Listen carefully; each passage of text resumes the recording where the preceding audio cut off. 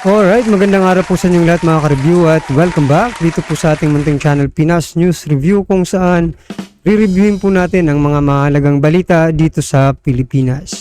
Mga simpleng komento sa mga issue dito sa Pinas. Yan mga ka-review natin at eto nga, lagot matinding utos ng Pangulo, PNP at AFP. Umaksyon na, maka-China espiya binantayan na China iyak yan mga ka-review natin mula po ito kay News PH. Nasa description po ang full video link ng balitang ito. Mag-subscribe na po kayo kay News PH yan mga ka-review natin. At kung bago ka pa lang at di pa po nakapag-subscribe sa ating munting channel, please don't forget to subscribe. At i-click na rin po ang bell notification para updated po kayo sa lahat ng ina-upload nating reaction video. Yan mga ka-review natin, wag na po natin patagalin to. Sama-sama at sabay-sabay po natin panoorin, bigyan na ng reaksyon ang balitang ito. Ito na po. Tinatawag nating espiya at pro-China. Okay? Matindi po ito eh. Hindi man sa as in, matindi naman sila ganun karami.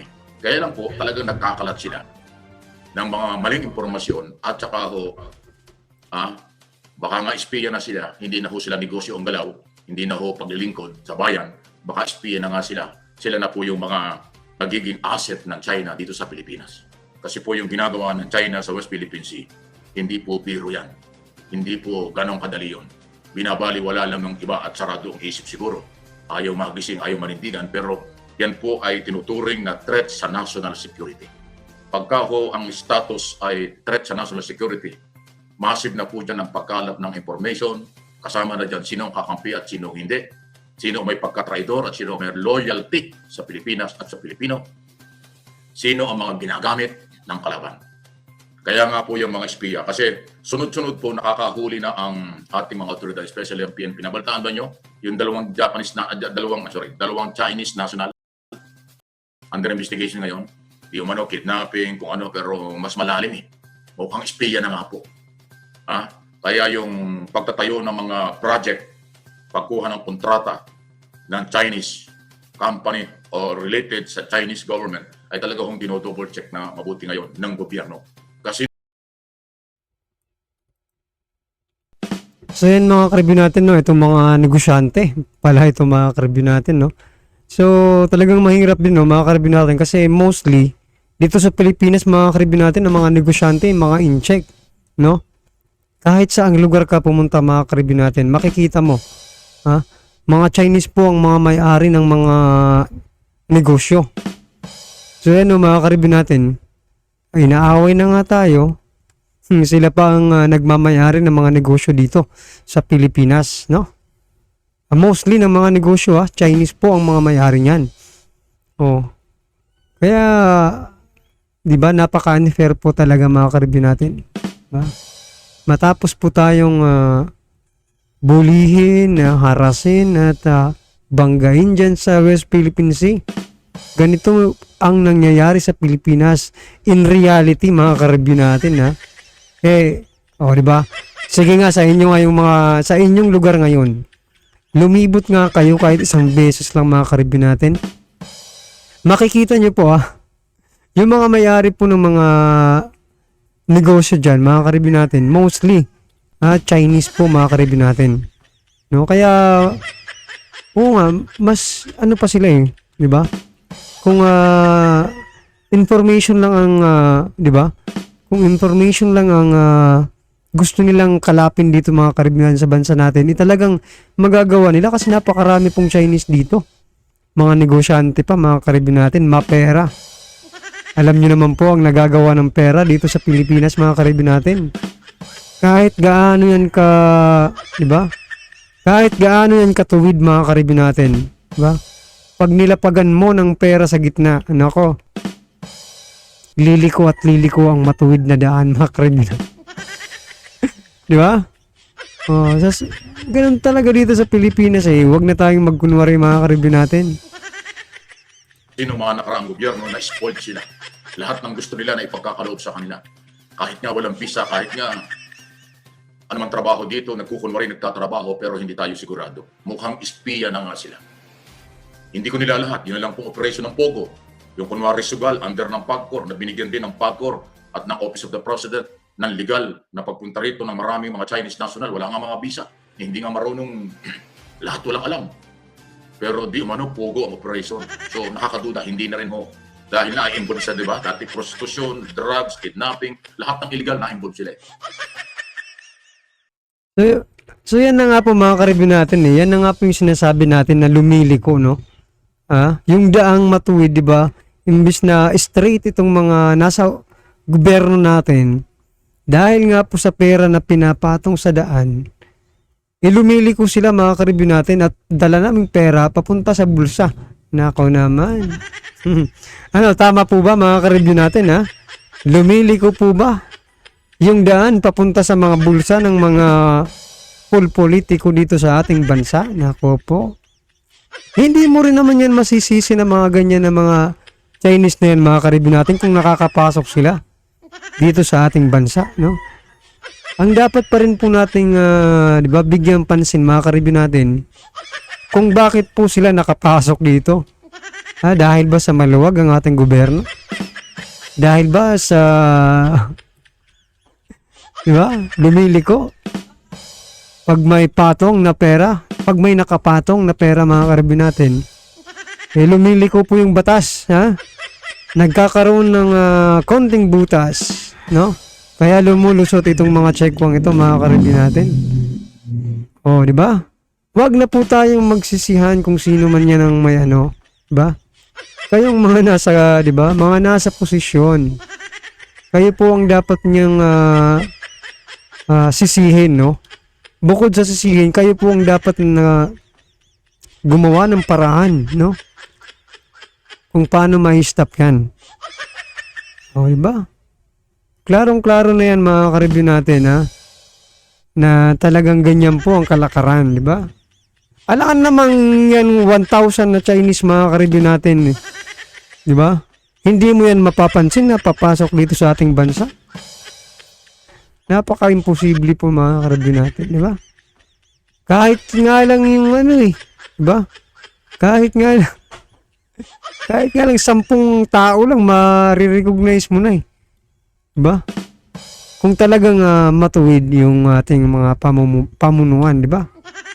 Yun nga lang mga ka-review natin,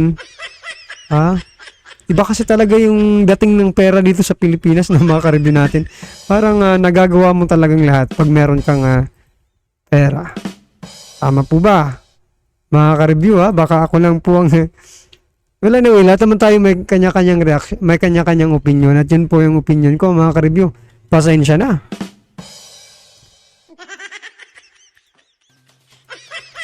Dahil nga nakonsinti nung nakaraang administration, lahat pinapasok. Lahat ng gusto ng China, Chinese company, Chinese government na gusto rito sa Pilipinas ay makapasok noong nakaraang administration. Kasi nga, kinaibigan, inabuso naman tayo.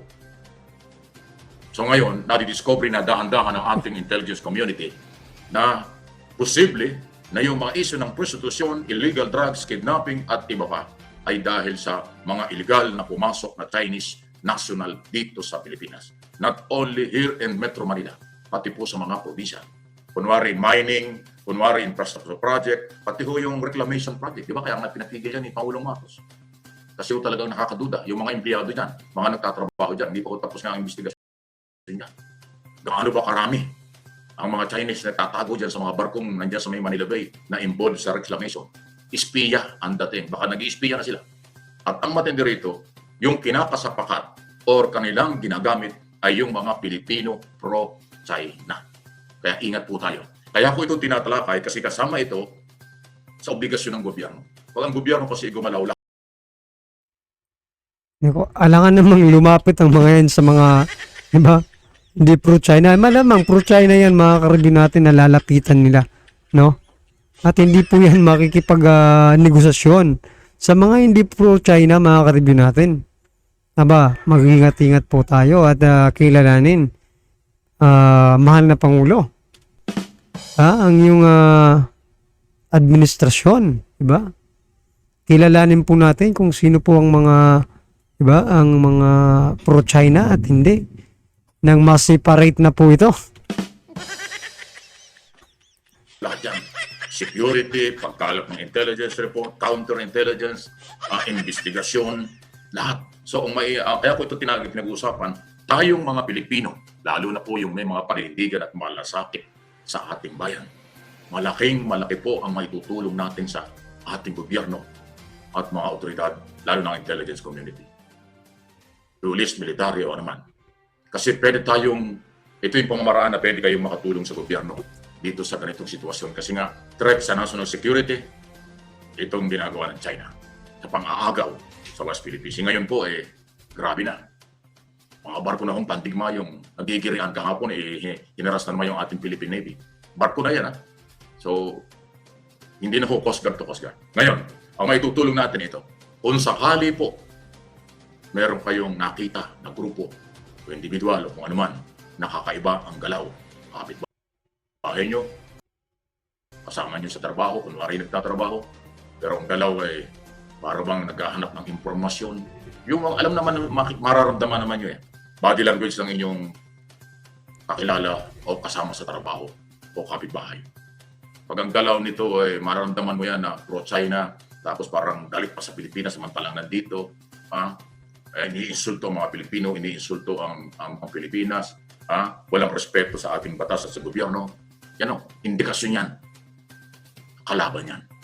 Pwedeng espiya yan. Pwede ho talagang naninira. So yung mga Pilipino pro-China, kasama yan sa minomonitor ng National Security Council at ng intelligence community ng ating gobyerno. Inamin na yan, ilang beses na.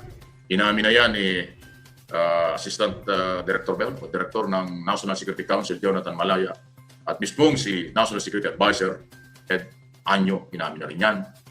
Pati ho si National Security, si Defense Secretary Dipo Chodoro, at saka si General Romeo Browner. Yan po yung mga opisyalis ng ating pamahalaan. Umamin na kanilang kilala na, minomonitor nila ang mga Pilipino pro-China na ginagamit sa disinformation ng China dito sa Pilipinas.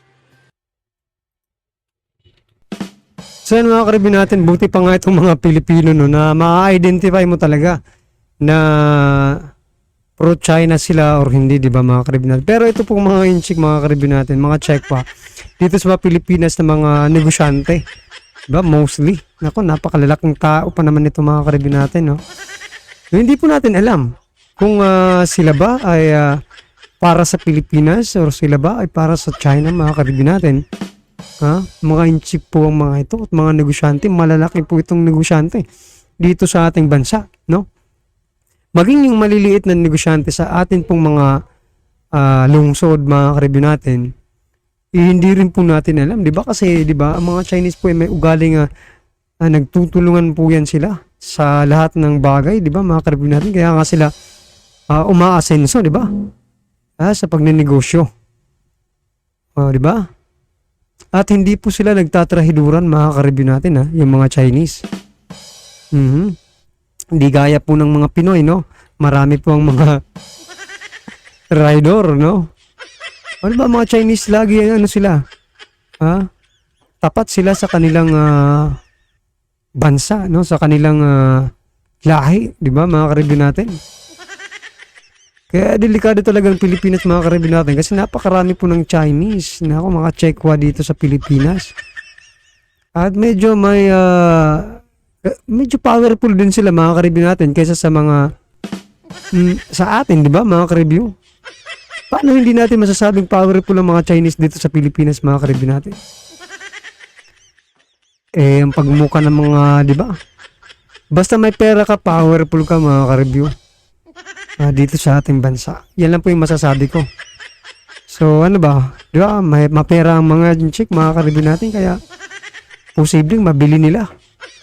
Yung mga gusto nilang bilhin, di ba, mga karibin natin? Tulad ng tulad ng batas.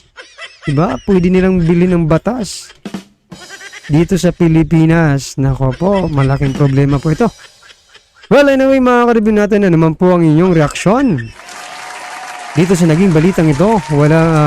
Pa-comment lang po sa baba para at lang po ng ating mga kababayan ang inyong nararamdaman, no? Dito sa isyong ito. Alright? Alright mga karibin natin, wag din pong kalimutan mag-subscribe kay News PH. Nasa description po ang full video link ng balitang ito.